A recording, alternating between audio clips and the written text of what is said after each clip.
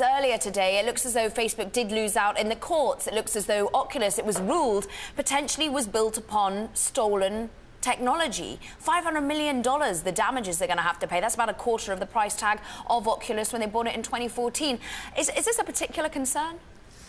Oh gosh, I don't know. I mean, I think, of course, it's a concern, right? It is a court ruling that's going to hit a pocketbook, and that's always a concern. I don't want to minimize that. And of course, Oculus being an engine for innovation, anything that questions its source code is going to be of concern.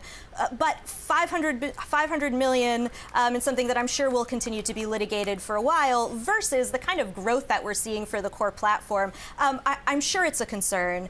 Is it a deal breaker? I can't really see it as being that.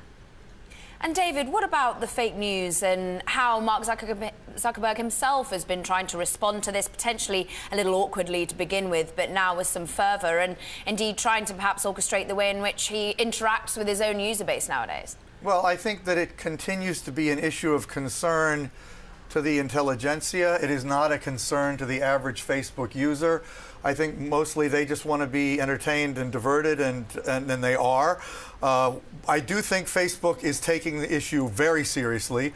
I think you're going to see them take more and more measures to try to avoid seeming to kind of compound the partisanship that's really so big a problem in so many societies around the world. The problem they have is that they are so global, they're operating in so many different languages, that this problem really is global. Even the Russian interference in the media is global. So, you know, it's not going to be that easy for Facebook to really get a grip on this right away. I think they will over time. Could I quickly on Oculus, you know, I think Oculus is something that maybe is starting to look like they overpaid for, unlike Instagram, where they got a spectacular deal. And I also think, you know, Palmer Luckey, who may be the guy that maybe gets some of the blame for this lawsuit loss, also had some pretty embarrassing behavior around politics and his own public statements, and it may be that they are regretting a little bit their association with him.